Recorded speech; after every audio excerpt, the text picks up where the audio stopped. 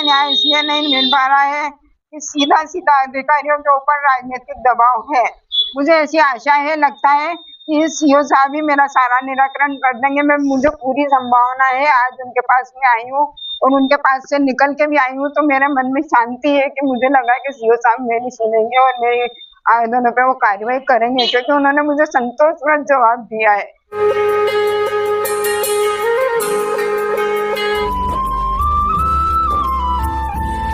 आज एक बात सुनने को मिली और वो बात ये थी जिसे मैं आप तक शेयर करना चाहता हूं।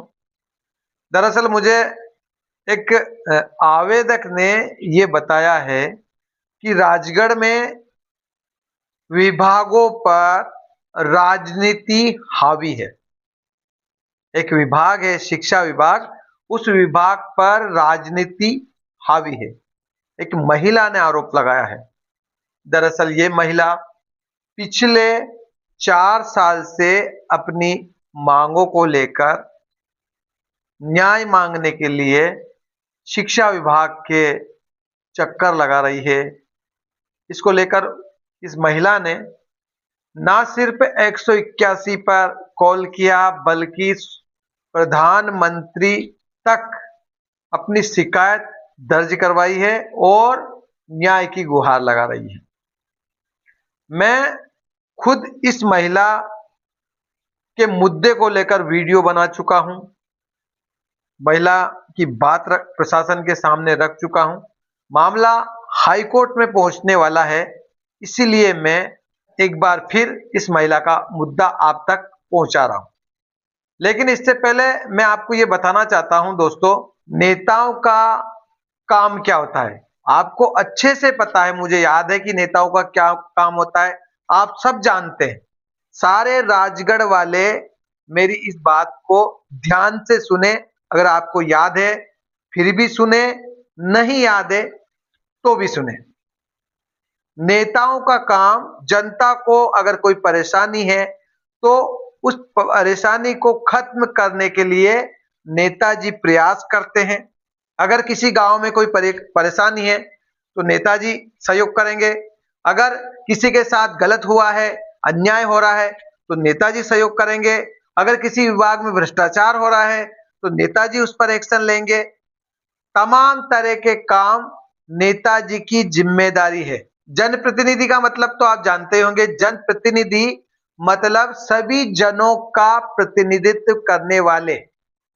जैसे किसी गांव में 1000 लोग रहते हैं, फॉर एग्जाम्पल कोई भी गांव हो, रामपुरा हो गया, कोई भी गांव हो, उस गांव में 1000 लोग रहते हैं। तो जब चुनाव आते हैं और हम वोट डालते हैं तो जो वोट हम डालते हैं उसके माध्यम से हम ये सहमति देते हैं कि फलाने नेताजी है, वो हमारे गांव का, हम 1000 लोगों का जो भी हमारी समस्याएं होगी, जो भी हमारा प्रॉब्लम होगा, उसका प्रतिनिधित्व ये नेताजी करेंगे। इसकी सहमति हम इस वोट के माध्यम से देते हैं। और जब तक आप वोट नहीं देते हो तब तक नेताजी आपके दरवाजे पे आते हैं, आपके पैरों में नाक रगड़ते हैं। सही बता रहा हूं, बहुत सारे नेताजी हमने देखे हैं, जब चुनाव के टाइम जिनको वो जानते भी नहीं है उनके पैर छूते हैं। लेकिन और यही पैर छूने का जो उनका बर्ताव देखकर कई लोग उनको वोट दे देते हैं। उन्हें यह नहीं पता होता कि जो वोट हम दे रहे हैं, जिनको दे रहे हैं, वो वोट मिलने के बाद हमारी सुनेंगे या नहीं, ये पता नहीं होता है बहुत सारे लोगों को। वो भोलेपन में वोट दे देते हैं। हाँ, नेताजी ने हमारे पैर छुए, ये लो दादा वोट आपका। दरअसल उस वोट का मतलब ये होता है कि हम ये सहमति देते हैं कि हमारे गांव में 5 साल तक अगर किसी भी प्रकार की समस्या होगी तो उसकी जिम्मेदारी आपकी होगी, आप उस समस्या को मिटाएंगे। अगर किसी के साथ अन्याय हो रहा है तो उस अन्याय, जिसके साथ अन्याय हो रहा है उसको न्याय दिलाने का काम आप करेंगे। 1000 लोगों में किसी को भी किसी भी प्रकार की अगर समस्या है तो उसके लिए आप लड़ेंगे, आप प्रशासन को बोलेंगे। ये जिम्मेदारी वोट के माध्यम से वो 1000 लोग आपको दे देते हैं, लेकिन आप क्या करते हो? नेताजी क्या करते हैं? नेताजी वोट लेने के बाद एसी वाली गाड़ी में बैठकर अपना काम करते हैं, और वो जो वोटर है जिसका नेताजी ने पैर छुआ था, वो इसी उम्मीद में रहता है कि नेताजी आएंगे, हमारी समस्या हल करेंगे। लेकिन ऐसा नहीं होता। ऐसा सोचते सोचते डबल 5 साल आ जाते हैं, और फिर वही नेता उसी व्यक्ति के पैर छूने आ जाता है, और पैर छूकर उसका दिल जीत लेता है, वोट ले लेता है। यही सिलसिला चल रहा है। तो राजगढ़ वालों, मैं तो एक छोटा सा पत्रकार हूं, गांव में रहता हूं, लेकिन मैं ये समझाने का प्रयास कर रहा हूं कि आप अगर कहीं भी गलत हो रहा है तो उसका विरोध करना सीखे। आपके गांव में अगर कोई गलत हो रहा है तो उसका विरोध करें, उसकी समस्या जिसको आपने चुना है उसको बताएं, और अगर वो आपकी नहीं सुनता है तो चुनाव याद रखें। आपसे भी एक सवाल पूछना चाहता हूं। आजकल जो प्रशासनिक अधिकारी है वो डरते हैं। क्यों डरते हैं? कहीं नेताजी हमें फोन ना लगा दें। मैं किसी भी नेता पर आरोप नहीं लगा रहा हूं, किसी भी नेताजी का नाम नहीं ले रहा हूं, लेकिन गलियों में, चबूतरों पर, होटलों में ये चर्चाएं आजकल होने लगी है कि फलाने नेता का फोन फलाने अधिकारी के पास गया और काम नहीं हुआ। मतलब जिस नेता का काम को करवाने का होता है, उसे रोकने का काम आज के नेताजी कर रहे हैं। मैं आपको उदाहरण देता हूं। किसी गांव में एक गरीब आदमी है, उसे किसी दबंग ने पीटा, मारा। वो गरीब आदमी थाने में गया। अब जो थाने में टीआई साहब है उसको फोन आ जाता है। इसलिए नहीं आता है कि जिसने मारा है उसको सजा मिलनी चाहिए, बल्कि इसलिए आता है कि जिसने मारा है वो हमारा आदमी है। यही होता आ रहा है। राजगढ़ वालों, कमेंट करिए, क्या वाकई में ऐसा हो रहा है? अगर कोई टीचर अच्छे से पढ़ाई करता है, रिजल्ट अच्छा देता है, सब कुछ अच्छा करता है, गलत करने का विरोध कर दिया तो नेताजी का फोन आ जाता है कि फलाना टीचर खराब है। किसी भी विभाग में अच्छे अधिकारी इसलिए डरते हैं कि कहीं नेताजी उन पर एक्शन ना ले ले, बल्कि उन्हें यह भरोसा नहीं होता कि अगर हम अच्छा काम कर रहे हैं तो हमारा उत्साहवर्धन होगा। आजकल नेताजी का काम क्या हो गया है? मैं किसी के नहीं कर रहा हूं, गांव के जो कहते हैं वो मैं बोल रहा हूं। नेताजी का काम ये हो गया है, अगर कोई व्यक्ति उनका पक्षधर है, उनका समर्थक है, काम उन्हीं का होगा। और अगर कोई व्यक्ति जो किसी भी पार्टी से जिसका संबंध नहीं है, वो कहां जाएगा? उसका कोई काम नहीं होता। आज या तो पैसा होना चाहिए या राजनीतिक संरक्षण होना चाहिए। दो प्रकार से काम हो रहे हैं, और जिसके पास ना तो पैसा है ना राजनीतिक संरक्षण है, वो क्या करेगा?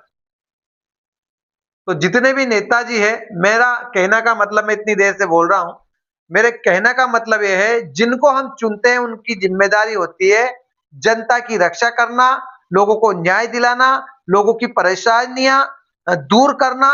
ये उनका काम होता है जिन्हें हम वोट देकर चुनते हैं।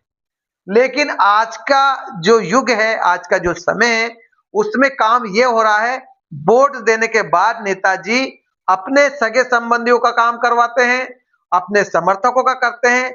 चाहे कोई भी व्यक्ति कितना भी बुरा काम कर दे, अगर वो उसका समर्थक है नेता का, तो उनका सपोर्ट करते हैं, ना कि जो सही है उसका। नहीं तो अगर मैं आपसे पूछना चाहता हूं, सभी नेता ये कह दें कि कोई भी अधिकारी है, अगर वो अच्छा काम कर रहा है हम उसके साथ है, चाहे हमारा रिश्तेदार क्यों ना हो, अगर वो गलत है तो गलत है, हम उसका सपोर्ट नहीं करेंगे, हम अच्छाई का करेंगे। किसी नेता में ये कहने की हिम्मत है? बोल सकता है कोई नेता? नहीं बोल सकता। अगर उसका भतीजा है, उसका अंकल है, भले ही वो गलत है, सपोर्ट किसका होगा? अपने का। मेरा कहने का मतलब यही था कि आज का जो जमाना है उसमें नेताजी न्याय का पक्ष ना लेकर अन्याय का पक्ष लेते हैं, ऐसा जनता आरोप लगाती है। मैं नहीं बोल रहा हूं। आप ये मत समझना कि राम बाबू खड़े होकर एक वीडियो बना रहा है और नेताजी की बदनामी कर रहा है। मैं नहीं कह रहा हूं। हजारों लोग ये कहते हैं आज के जमाने में कि नेताजी न्याय का पक्ष कम करते हैं और अन्याय का ज्यादा करते हैं। अगर कोई अधिकारी ईमानदार है तो उसका पक्ष कम करते हैं, और जो बेईमान है, जो काम नहीं करता, जो लापरवाह है, लेकिन अगर उनका समर्थक है तो उनको ही न्याय मिलेगा, ना कि जो अच्छा करता है। ऐसी लोगों में चर्चाएं हैं। सारे नेताजी सुन ले, समय सबका आता है। और जनता जनता से भी मैं कहना चाहता हूं कि आप अगर प्रताड़ित हैं, आप परेशान हैं, तो ये चुप्पी तोड़ें। आपकी चुप्पी, आपकी खामोशी ही नेताओं का बल है। अगर आप नहीं बोलोगे ना, वो सब कुछ करते जाएंगे। इसलिए आप खुद अगर अन्याय हो रहा है तो आवाज उठाएं। बाकी बात महिला से शुरू हुई थी। एक महिला है जीरिया खेड़ी की, वो क्या कह रही है पहले तो ये वीडियो देखिए। आज हमने जिला पंचायत में ये हमें मिली थी तो इनसे बात की थी। चलिए इनसे मिलवाते हैं आपको। ये जो बगल में हमारे मैम है, ये लगभग 4 साल से प्रताड़ित है और इनको न्याय नहीं मिल पा रहा है। मैं जीराखेड़ी स्कूल ब्लॉक जीरापुर अंकुल गोगटपुर जिला राजगढ़ स्कूल से हूँ। उसमें 3 साल से विभाग कार्यालय के चक्कर लगा लगा के थक चुकी हूँ, लेकिन कहीं से भी मुझे अभी तक न्याय नहीं मिला है। और मैंने स्कूल में हो रहे भ्रष्टाचार की आवाज उठाई तो विभाग के अधिकारी उल्टे मुझे ही बेवजह मानसिक रूप से प्रताड़ित कर रहे हैं।